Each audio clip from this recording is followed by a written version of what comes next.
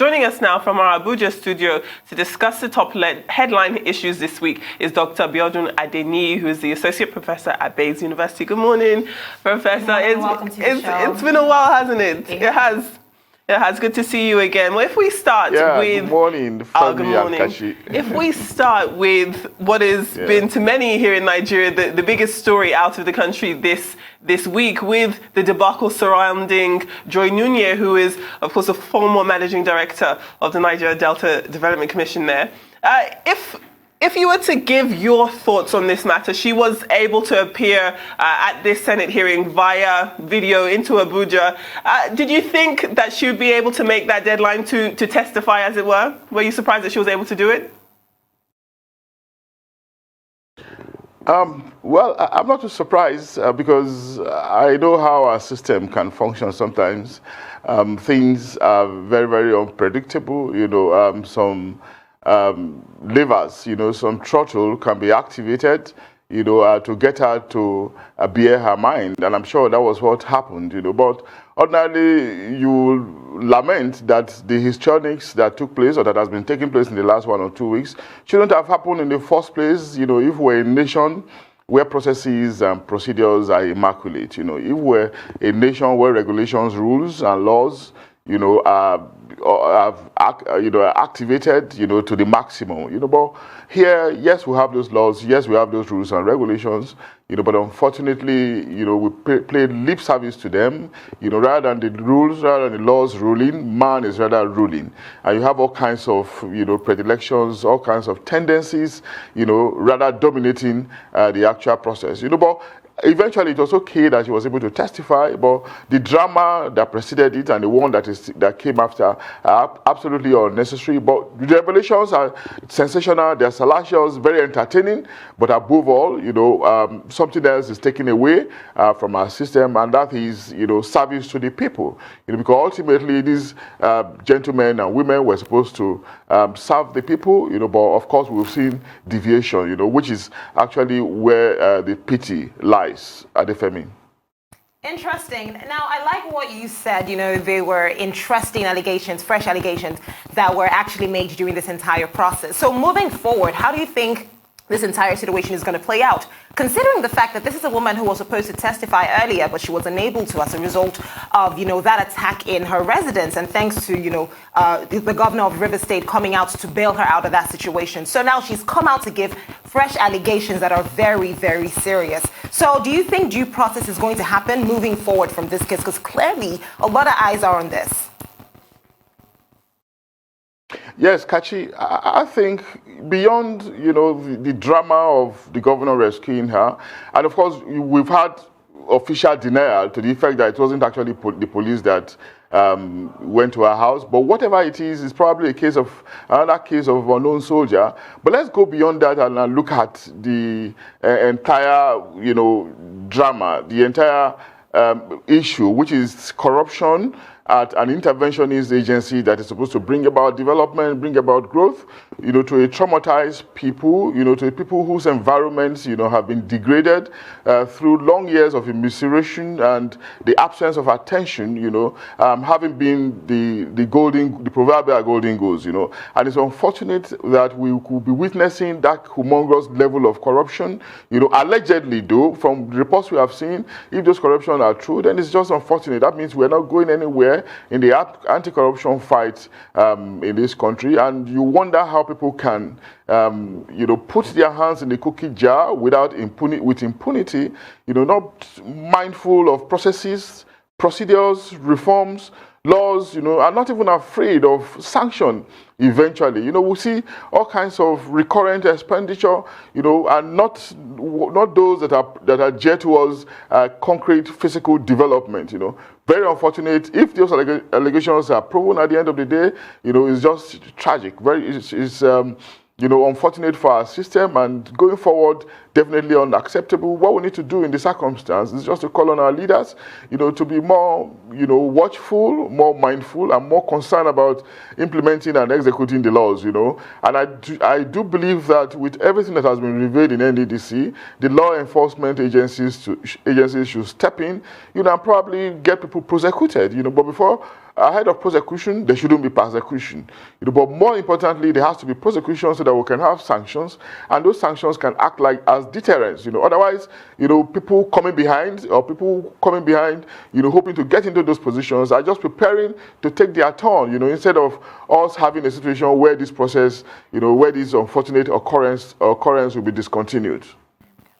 I see. Well, perhaps we should switch gears a little bit and take a look at education. We know that you are, of course, an educator in your day-to-day life, and if we were to look at the federal government's directives in terms of reopening, they've obviously been a little hesitant because of the risk of having large amounts of students back in school at a time of this pandemic, where you have governors in the southwest of this country uniting in some type of alliance to reopen schools in their respective states. Where do you stand on the issue?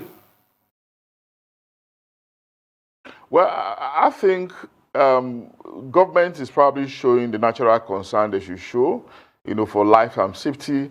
But with respect to education, the reopening of schools, as I think it has been one concern too far, one concern too many, one concern taking that has gone ultra vires, even ordinarily going rogue even. Because I see no reason why schools cannot be open, if markets, if churches, if mosques, and all of that can be opened. Some of these children, can also be regulated. They can also be guided in the way we are trying to guide adults who are in mosques and churches, in markets, and in other places. Elections are preparing. We're preparing for elections in Ondo and in Edo. And the hope is that, elections will be conducted with physical, social distancing. So if all these things, all these activities are going on, then why not schools? Yes, you could say that the children can be very much more frenetic. They can be much more difficult to control. How about the adults? We have seen cases where people forget about social, physical distancing and engage in different kinds of banters and convivialities, coming very close together, against the prescriptions of the NCDC. So if we could see it amongst the adults, why do we have to entertain excessive fear in the case of the children? I would know these children are in a state of tabula rasa, so to say. They're still growing up. We need to give them the best, so that they will not feel caged. They will not become unnecessarily anxious and paranoid about growing up and probably the future. I don't think that they will fail to learn or understand that something that is amiss if they are probably guided through their examination in the case of WAEC, and through college activities, in the case of schools, like I think their teachers can do. But what we're discussing actually pertains to public schools. Private schools are actually, private tertiary educations are continuing. My school, for instance, has never been shut down. We have been in, our semesters are running normally, and of course, many other private tertiary institutions are also continuing, but the gap being created, the delay on the part of public schools is definitely unacceptable. And I think it's something that government need to rethink.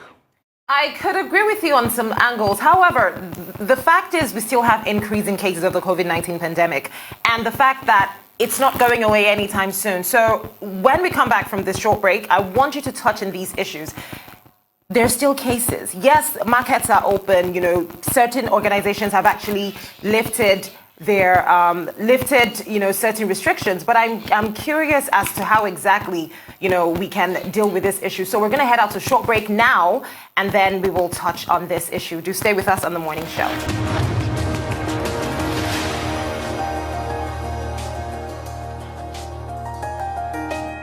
Yes, you are still watching the morning show here on Arise News, and we have Dr. Biodun Adeniyi, an associate professor at Bayes University, to discuss several headlines from the week that was. Now, Dr. Biodun Adeniyi, before we went on that quick break, I was just touching on the fact that the cases we're having are increasing, and it's not going away anytime soon.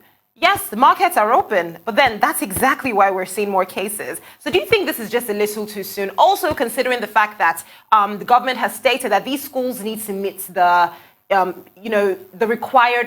to create the required environment by the 29th of July for them to be able to adequately resume. Again, you mentioned public schools and private schools, the disparity. We know how our public schools are in Nigeria, for being very, very realistic. So there are just so many reasons why this might not be the best idea. Like you said, Beige University is going on perfectly well online, but then how many universities can do that? So let's be honest, would you agree that, completely agree that this is really the best thing for us to be doing right now? Thank you, Kachi. Very reasonable question. But we are faced with a pandemic that has thrown that is like a monkey in the wrench of our progress, spanner in the works, just like previous pandemics that never went away, until after a long time. But the way humanity has managed those ones is to cohabit with them, find ways, find an equilibrium between life and livelihood so that at the end of the day, the devices or the strategies you've deployed to deal with them, does not become much more harmful, than the pandemic itself. That's what we need to watch. And of course, we have made the point that the Spanish flu that came in the early part of the last century, never went away until after 2 years, and the other pandemic, HIV, never went away. Humanity just devised ways of living with them. And I think that's the character of COVID-19 now. It's not likely to go away, and medics have told us that it's not likely to go away. The option left for us is to devise non-pharmaceutical measures, like you rightly alluded to, to find ways of coping with it. The most importantly is actually behavior change. And behavior change, I've said it several times, can only come through consistent strategic communication. Not one-off knee-jerk episodic communication. It can only happen through consistent messaging, very creative and original ones, not the ones that we're presently seeing. We need efforts ramped up in these areas, just the way we're trying to ramp up efforts, in the provisions of facilities and equipment, PPEs in the hospitals. We need to also continue efforts, in the area of communication, proper messaging to strike at the people. I do understand that behavior change communication can be the most difficult, anywhere in the world, in any situation, definitely. But the fact that it's difficult does not mean we should not continue at it. Yes, it can be like the case of cigarette. Obviously, the damage that cigarette can do to the human body after long years of smoking. Statistics shows that you are likely, God forbid, you are likely to die, of a cigarette-related disease, after many years of smoking. But because of that, there has been consistent campaign to get people to stop smoking. But of course, addicts are still at it. It's going to be like that with COVID-19. Yes, it's going to be a problem, for people not to succumb to fatigue and come out, let their guards down. But it does not stop us from continuing the campaign, just like the campaign against smoking has continued. We ramp up the campaign, hoping that some people, the majority of people, we understand and appreciate what is actually amiss. And of course, we can, through doing that, then we can find the equilibrium between our life and our livelihood. But I think COVID-19 cannot continually dictate how we should live as human beings. Already people are fatigued. That's why any thought of a second lockdown, a second long-term lockdown cannot succeed. It can definitely not succeed because people are tired. And that's the nature of human beings. But managing, finding the matrix between, finding the balance, between, sustaining our lives and coping with COVID-19 is actually the challenge before the leadership. But behavior change communication is central to it, Kachi. Interesting. I wanted to touch a bit more on you talking about behavior change being at the crux of the issue here, because as you've already said in your answer there, often education isn't always a deterrent to bad behavior. If that were the case, people wouldn't smoke or take drugs or commit crimes because you've been educated to know that those things are not good for person or society. However, they continue to happen. So when it comes to a situation like a pandemic, I think at the crux of this education conversation is about making sure that children in graduating classes are able to gain the qualifications that they need to continue on their educational career. I think that's the issue here. So if schools don't reopen fully, don't you think that would continue to keep this imbalance between publicly and privately educated students continuing here in Nigeria? Yeah, Adefemi, I think everything you have said is correct, but we'll have to continue to say that what we just need to find is the equilibrium, find the balance, There's no option is foolproof in the circumstance, It's just a question of finding the balance, and taking the risk. Taking the risk and finding the balance. That's the situation we are in. And that's why we've always said, it's like we're in a catch-22 situation. But we've got to catch it well. It takes creativity, originality, and good deep-seated reasoning to come out of this situation. Private schools are thriving. Public schools, are closed, and we don't know when they are going to open. But even with the conditions that the Ministry of Education has set, I see some of them still meeting it. But of course, a lot others would not meet it, because even before the COVID-19 intervention, they were struggling with infrastructure and utilities. They had no funds. ASU was on strike. So where is government going to get the funds now, except a miracle happens, just like palliatives have been reportedly provided in other sectors. Government intervenes with some special palliatives to the public schools so that they can, make some intervention at the level of provision of or meeting the conditions that government has set out. Otherwise, they are still going to be in limbo. Many of them are still going to struggle, and by the time they struggle, they are going to pander, to the unseen tactics of COVID-19, which government is probably fearing and which we probably do not want. But overall, we cannot allow COVID-19 to dictate, continually or indefinitely, ad infinitum, how we're going to live our life, because we don't know when this pandemic will end. We don't know when the vaccine will come at the end of the day. So we just have to find a way of managing or literally cohabiting with it in the circumstance, Adefemi. Completely. I mean, we do have to find a way to just adjust. It's just, for me, it's like those type of situations where past mistakes, Right. My worry is the public schools. Absolutely. If we had, a better environment for our public institutions, maybe, because the fact is private schools, well, some private schools, as we would see later on in the show, are dealing with this pandemic the best way that they can. As a matter of fact, some people even prefer the online system. But the public schools are the ones suffering majorly in this entire process. Anyways, let's talk about those 602 repentant Boko Haram members that took the oath of allegiance after they had gone through the DRR system. Now, a lot of Nigerians for the longest time have opposed this system of de-radicalization, rehabilitation, and reintegration. What do you think about this? I mean, for me, it's like we have the good eggs and we have the bad eggs. Right. And we just think like, oh, hey, let's just shuffle all of them together and then it's just going to make... they're all rehabilitated. They're all rehabilitated and these are people who killed Nigeria. The fact that we are even considering this is amazing to me. What do you think about this? Well, very tough question, Kachi. But there are two sides to it. There's the conventional, legal, ethical aspect of it, prescribed by international laws. That at some point in conflict, you have to give consideration to your enemy. And even in conflict, you have to be respectful of the human rights, the inalienable rights, of the one in conflict with you. But are these people and respectful I to think us? Nigeria, I mean... Because the thing is, when it comes to... It's a two-way Oh, yeah, thing. I'll come to that. Okay. I'll come to that, Kachi. I'll come to that, yeah.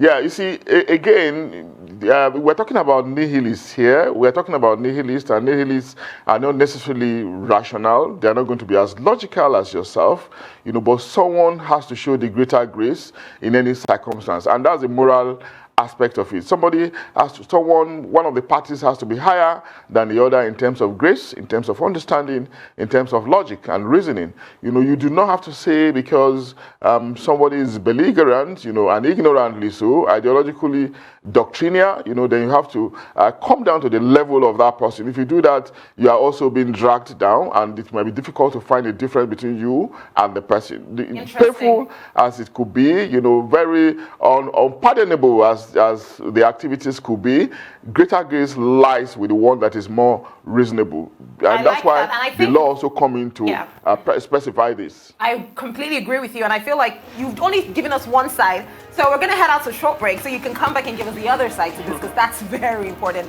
Stay with us in the morning show. We'll be right back after the break.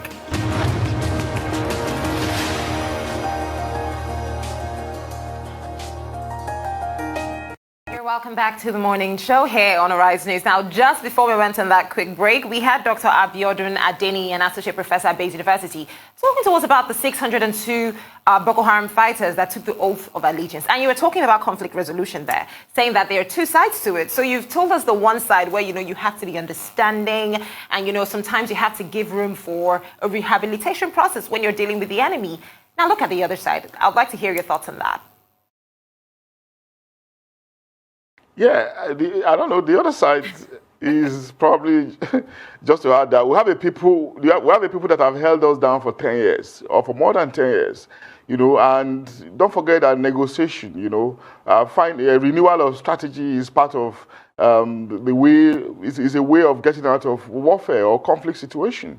And we've been people have held us down for over 10 years, and if the strategy will be to rehabilitate them, why not? Do not forget that these people many of them were Nigerians, and it was actually their emergence was also a result of some contradictions in the political economy, contradictions leading to poor education, poor understanding, economic crisis, that led them, to be receptive to arm bearing.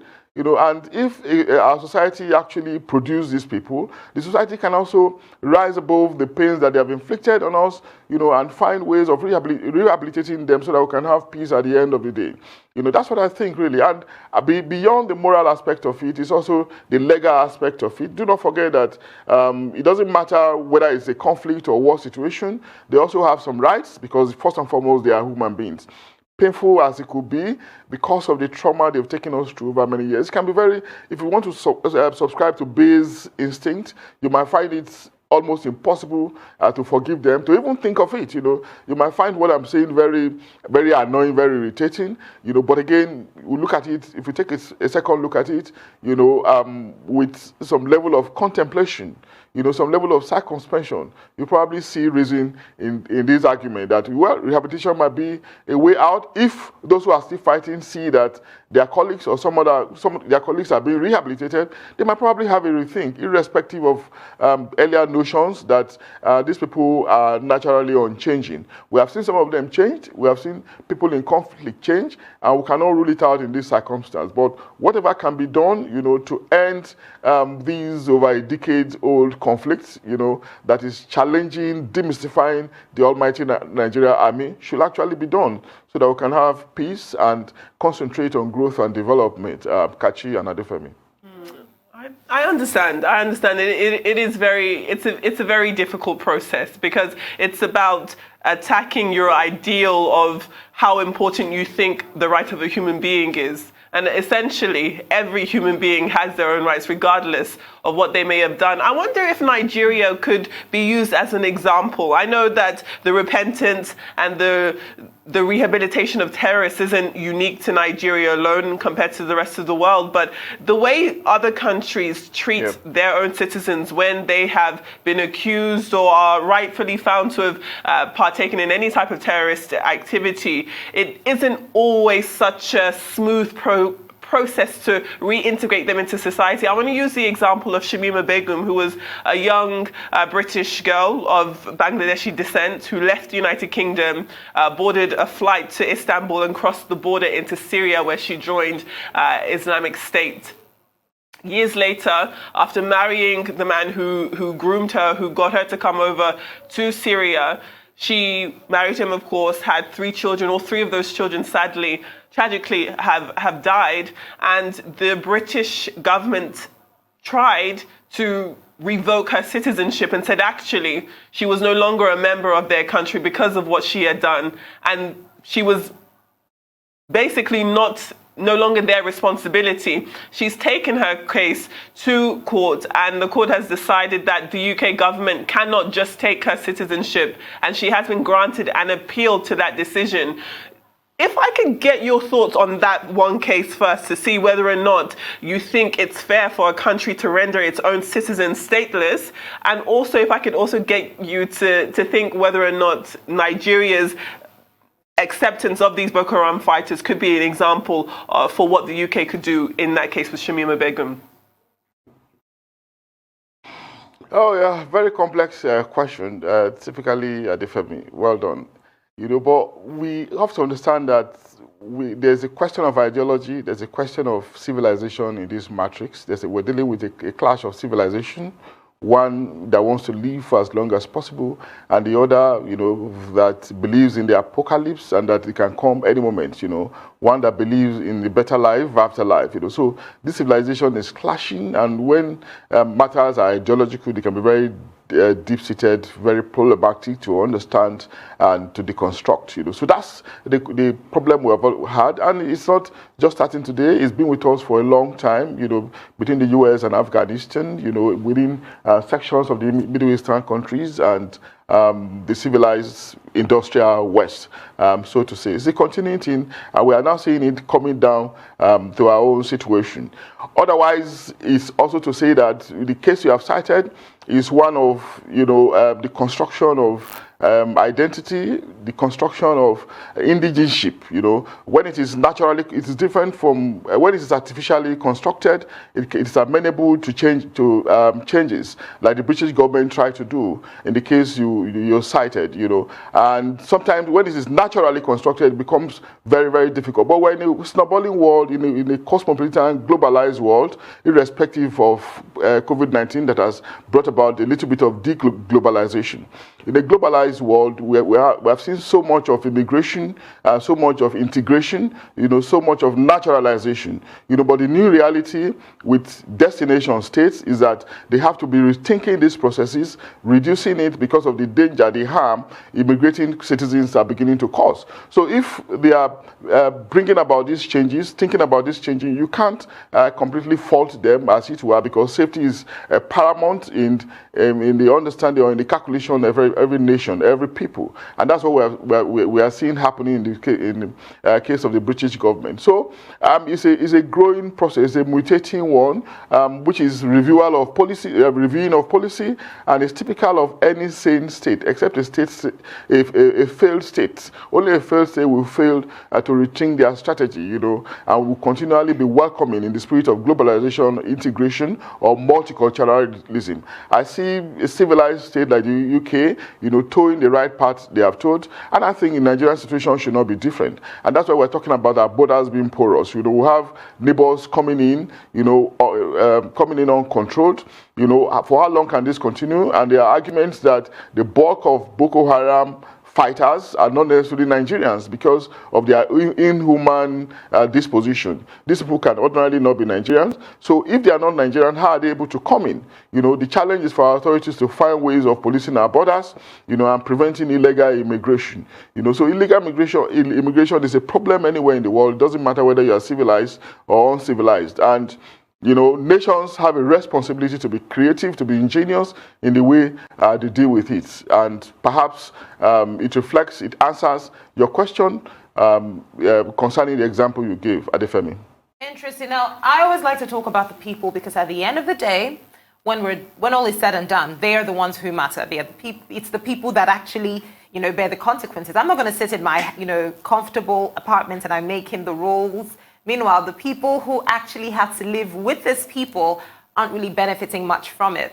Now, a few months ago, the Borno State Senatorial District Senator, that should be Ali Ndume, came out to talk about the situation, and he called this entire bill obnoxious. He said it really makes no sense.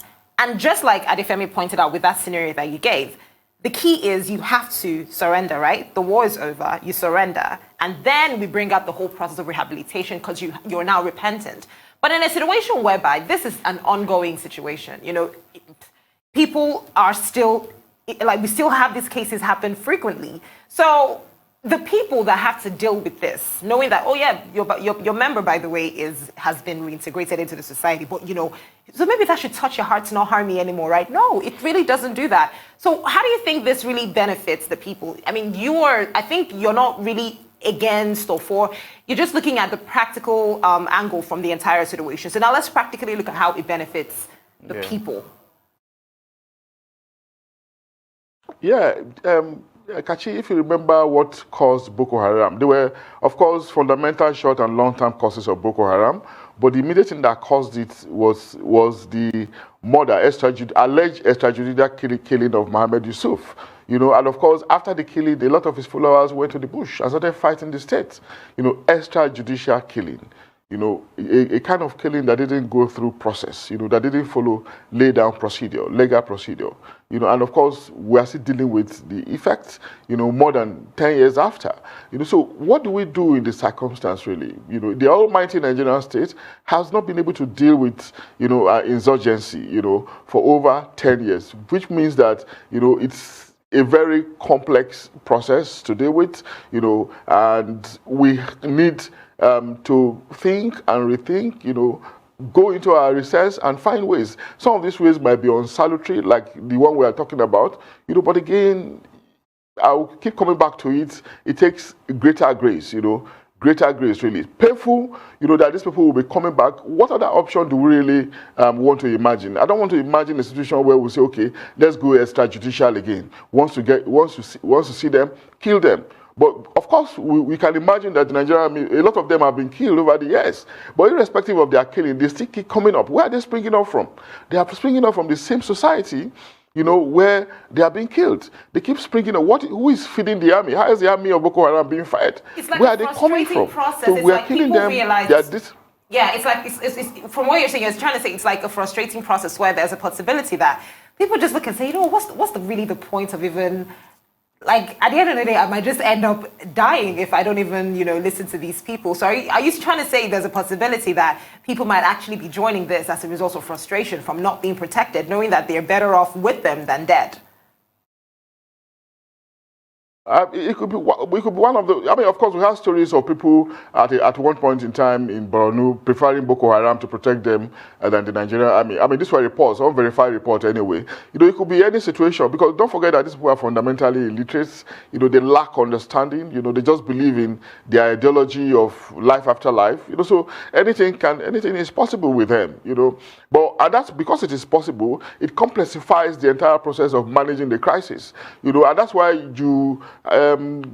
government sometimes, or leaders sometimes, you know, you want to sympathize with them because of the way, because they found it very intractable, and it's a continuing thing. So what is the definite solution, really, other than just juggling all the options, just like we are doing in the case of COVID-19? You know, 10 years after, we are still battling it. The almighty Nigerian army, very reputable army that has made one laurels fighting across Africa, you know, has been challenged, has been held, you know, by, you know, supposed miscreants, you know, people who are ill-trained, you know, who are not conventional. You know, they've held us down. Asymmetrical warfare has held us down, you know, after all the trainings, all the investments, all the billions of dollars, you know.